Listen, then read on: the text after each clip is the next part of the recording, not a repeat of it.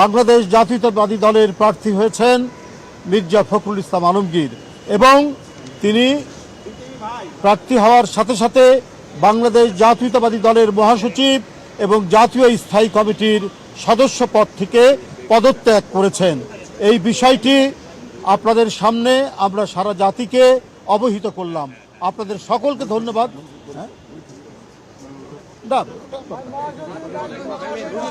এখনো এগুলি সম্পূর্ণ মিটিং চলমান আছে এবং দলের পক্ষ থেকে তো আগেই আমাদের দলের সম্মানিত চেয়ারম্যান এবং প্রধানমন্ত্রী তার কাছে দায়িত্ব দেওয়া আছে।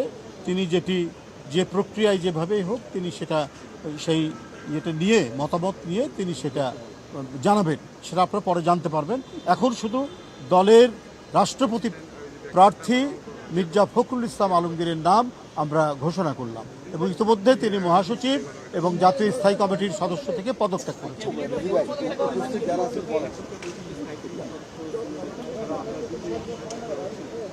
না আমরা ছিলাম, আমি বলি শুনেন, আমি বলি আপনার এখানে ছিলেন জাতীয় স্থায়ী কমিটির সদস্যবৃন্দ, চিফ হুইপ এবং সকল হুইপ এবং দলের সকল যুগ্ম মহাসচিববৃন্দ উপস্থিত ছিলেন। আর কেউ না।